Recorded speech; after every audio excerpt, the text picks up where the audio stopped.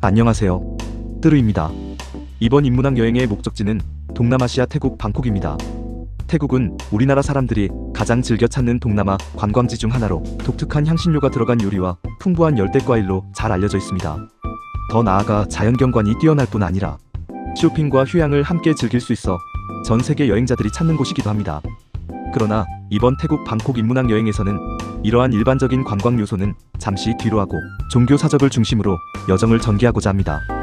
본격적인 여행에 앞서 태국이라는 나라를 간략하게 살펴보는 것이 필요해 보입니다. 한마디로 말씀드리면 태국은 매우 특이한 나라입니다. 겉으로 보기에 불교가 국교처럼 보이지만 실제로는 국교가 존재하지 않습니다.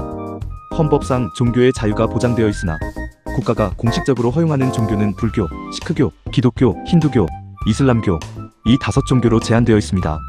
그 중에서도 불교 신자는 전체 인구의 약 95%에 달합니다. 더불어 태국 국왕은 반드시 불교 신자여야 한다는 점에서 태국 사회와 문화 속에서 불교가 차지하는 비중이 얼마나 큰지를 알 수 있습니다. 특히 태국 남성들은 일생에 한 번쯤은 출가해 승려 생활을 해야 한다는 인식이 사회 전반에 자리 잡고 있습니다. 이는 법으로 강제된 규정은 아니지만 오랜 문화적 관습으로 이어져 내려오고 있습니다. 한국에서도 잘 알려진 태국 출신 가수 EPM의 니쿤 역시 어린 시절 삭바로 출가한 경험이 있다고 알려져 있습니다. 또 하나 인상적인 점은 태국의 승려들이 머리카락뿐 아니라 눈썹까지 모두 삭발한다는 사실입니다. 처음 접하는 이들에게는 다소 낯설고 이해하기 어려운 모습일 수도 있습니다. 이처럼 태국인들은 어린 시절부터 불교 문화 속에서 성장합니다. 방콕의 도시철도 BTS를 이용해 보아도 이를 쉽게 확인할 수 있습니다. 좌석 배려석에 임산부와 노약자뿐 아니라 승려를 위한 좌석이 따로 마련되어 있기 때문입니다. 태국을 비롯한 동남아시아 불교는 동북아시아의 대승불교와 달리 소승불교, 즉 상자부 불교에 속합니다. 그래서 태국의 사찰을 둘러보다 보면 우리나라 불교에 익숙한 사람들에게는 다소 생경한 풍경이 펼쳐집니다. 금박을 붙이고 합장한 손에 연꽃을 들고 기도하는 모습은 필자에게도 매우 낯설게 느껴졌습니다. 또한 태국의 사찰들은 규모 면에서도 압도적입니다. 사찰 하나의 크기가 대학 캠퍼스에 맞먹을 정도이니 말입니다. 뒤이어 살펴볼 왓 아룬과 와포를 보면 이 사실을 더욱 실감하게 됩니다. 이러한 유적들이 밀집해 있는 곳이 바로 방콕의 올드시티 라따나꼬신 지역입니다. 라따나꼬신은 차오프라야강과 여러 운하로 둘러싸인 섬 형태의 지역으로 1782년 라마 1세가 이곳에 수도를 세우면서 태국 역사의 중심지가 되었습니다. 이는 태국의 전성기로 평가받는 아유타야 왕조를 본떠 조성한 도시로 외부 침입에 대비해 성벽을 두르고 방어 구조를 갖추었습니다. 이제 천천히 태국을 대표하는 관광 명소이자 신성한 공간인 왕궁과 왓프라케우로 들어가 보겠습니다. 방콕을 방문한 여행자라면 누구나 가장 먼저 찾고 싶어하는 장소가 바로 왕궁일 것입니다. 왕궁은 태국인에게도 매우 신성한 공간으로 외국인 방문객 역시 반드시 예의를 갖추어야 합니다. 반바지나 민소매 차림으로는 입장이 제한됩니다. 왕궁의 총면적은 약 21만 8천 제곱미터로 둘레만 해도 1900m에 달합니다. 이는 우리나라 대구의 수성목과 비슷한 규모입니다. 왕궁은 방콕이 수도가 된 1782년에 건립되었으며 짜끄리 왕조의 호국 사원 역할을 함께 담당하도록 설계되었습니다.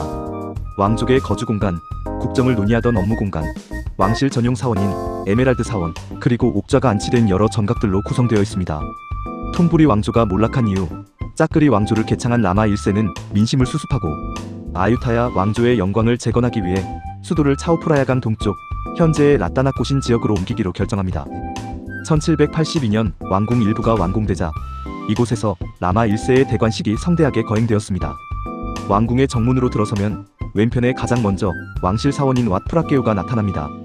화려한 장식으로 여행자들을 압도하는 이 사원은 에메랄드 사원이라는 이름으로도 잘 알려져 있습니다.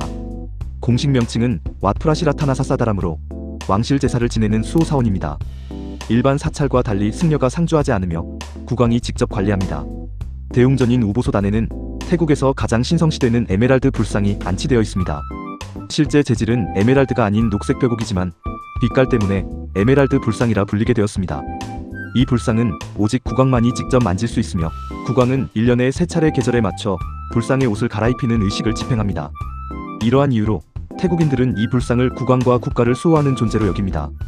이 불상은 1434년 치앙라이에 무너진 탑 속에서 발견되었습니다. 처음에는 석고로 덮여 있어 평범한 불상으로 여겨졌으나 벼락으로 석고가 벗겨지며 녹색 옥이 드러나면서 그 가치가 알려지게 되었습니다. 이후 불상은 치앙마이 라오스의 루앙프라방과 비엔티안을 거쳐 약 200여 년 동안 이동을 거듭하다가 딱신 대왕에 의해 태국으로 돌아왔고 1784년 왓프라케우가 완공되며 현재의 자리에 안치되었습니다. 사원 곳곳에는 힌두교 대서사시 라마야나를 태국식으로 재해석한 라마끼안 벽화가 회랑을 따라 178면에 걸쳐 이어집니다. 라마와 시닥, 토사간, 하누만 등의 이야기는 태국 왕권과 신성성의 상징이 되었으며 오늘날까지도 태국 문화 깊숙이 스며들어 있습니다.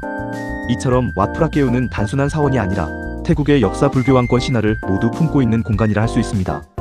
이상 뜨르TV, 뜨르의 세상읽기 해유민문학연구소에서 제공하였습니다. 감사합니다.